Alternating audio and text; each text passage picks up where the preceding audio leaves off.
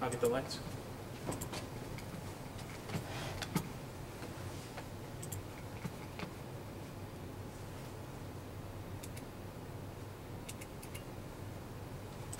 This blocks. Okay, so what would your divine explanation for all of this be?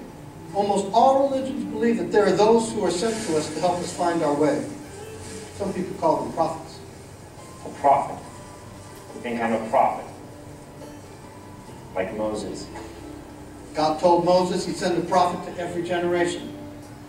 Why not a lawyer? High-profile attorney handling cases that got a lot of notoriety that the world would read about. The difference between those guys and me is I don't believe in God. Sure you do. You believe in right and wrong. You believe in justice and fairness. And you believe in love. All those things, they're God, Eli. And that's God too. 'Cause I gotta have faith. I gotta have faith.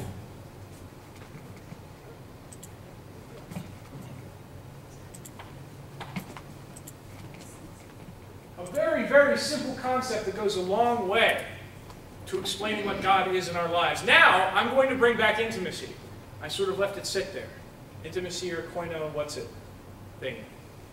Again, I'm not going to agree.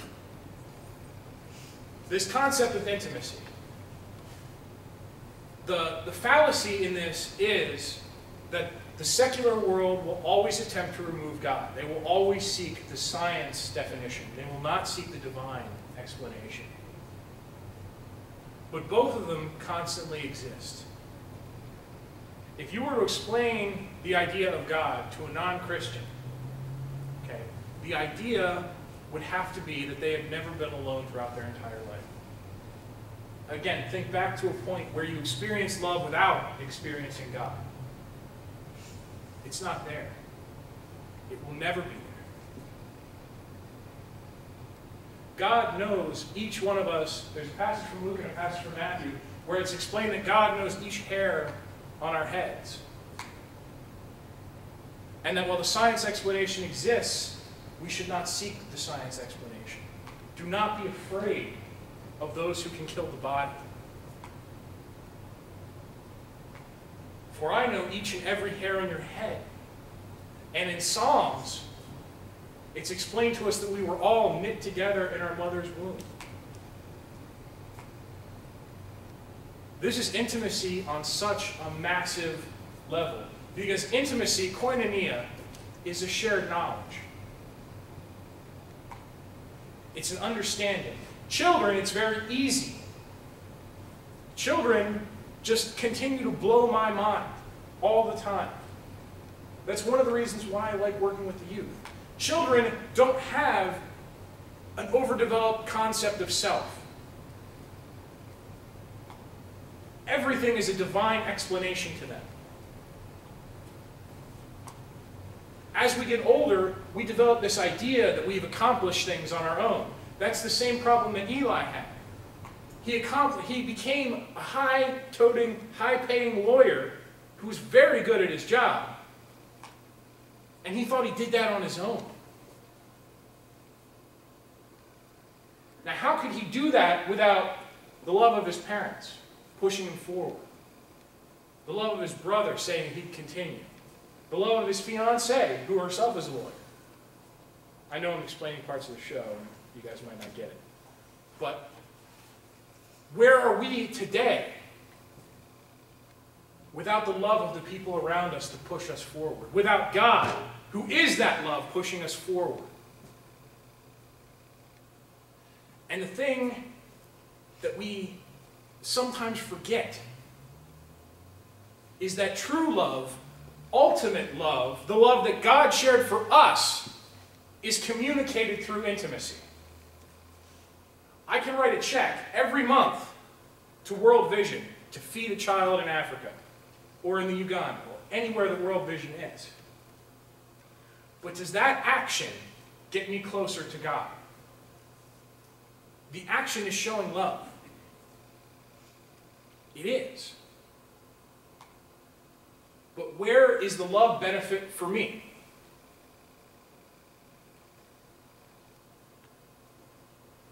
I get a very small benefit from knowing that I write that check and send it in the mail.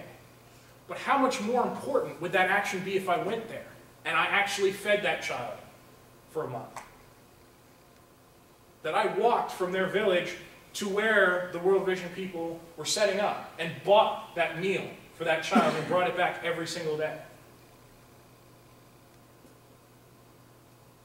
And God knows every hair on our heads. He knit us together. He's been there from the beginning. God knows us on such an intimate level that there is nothing that we can hide. And it's through this intimacy, this ultimate love, that we get closer to Him. This is how we seek God in an intimate relationship. By cultivating intimacy with those around us. Whether they be friends, neighbors, co-workers. I told the youth today that I performed an experiment a couple of weeks ago. I work in a labor job, and I don't like it, to be perfectly honest. My co-workers sometimes are not the brightest bunch. And I'm usually the one to go clean up their mistakes. And it irritates me. It makes me very angry sometimes. So a couple of weeks ago, I decided that I need to change something. Because if I have to do this job like this one more week, I'm going to freak out and stab myself in the face several times so that the pain will stop. So every time I went to work and somebody did something that irritated me, I stopped. Hair time.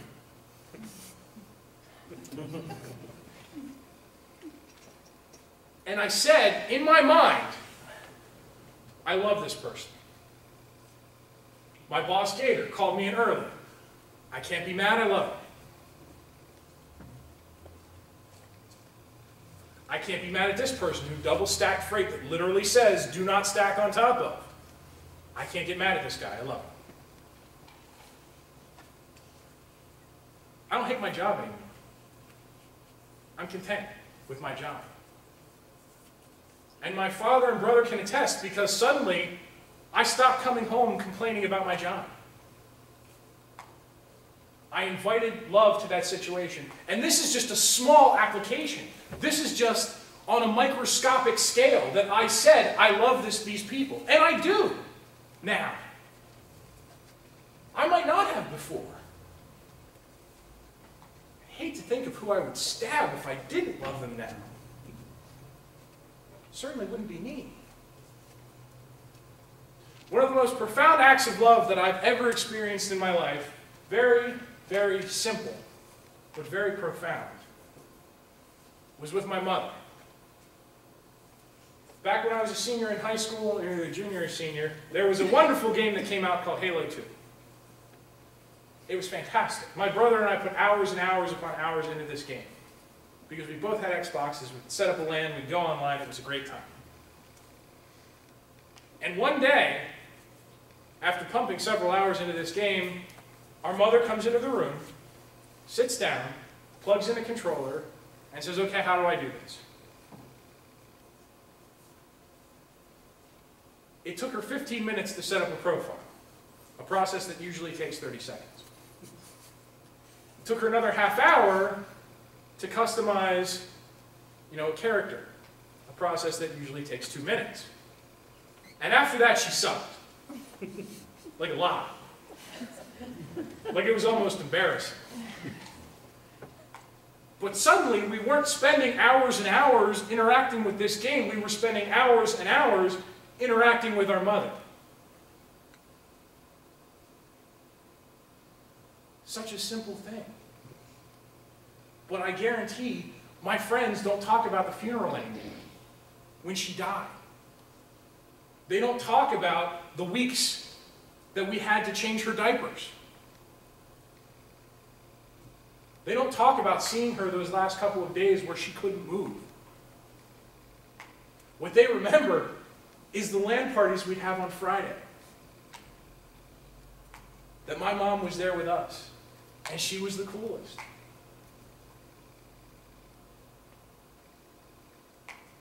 If she didn't take that time to get into our lives and form that intimate connection, I might never have known some of the things about my mother that I do now.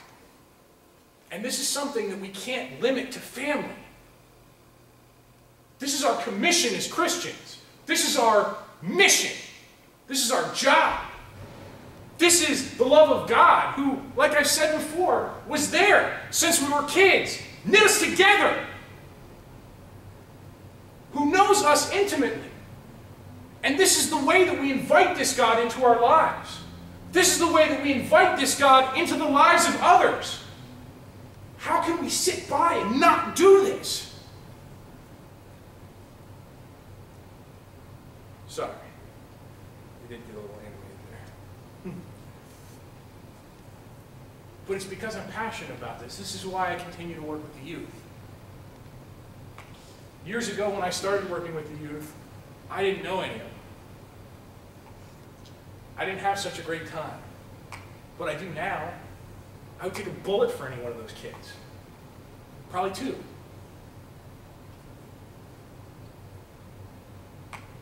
This love that we share isn't just for the people that we share love to. It isn't just to share our God with them. It's to bring our God to us as well. There's a passage in community in the Bible about community that illustrates this. I don't have it on the PowerPoint. I should, in retrospect, I should have put it on the PowerPoint. Wherever two or more are gathered in my name, there I'll be. Wherever two or more are gathered in love, He'll be there. Because God is love. I have one last clip for you guys before I close. Just one. It's only like 2 minutes long, but it's really cool.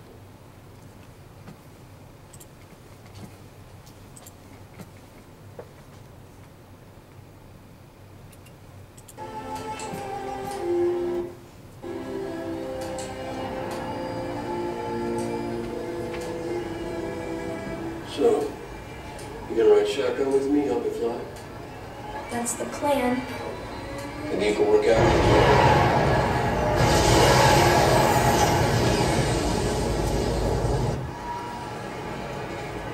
Okay. Clearly some aptitude for it. Ain't all bugs and charts for the long truss. You know what the first rule of flying is? Well, I suppose you do, since you already know what I'm about to say. I do. But I like to hear you say it.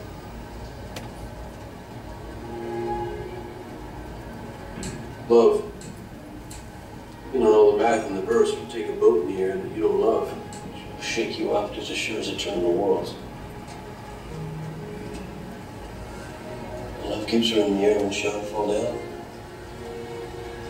Tells you she's hurting before she kings. Makes her home.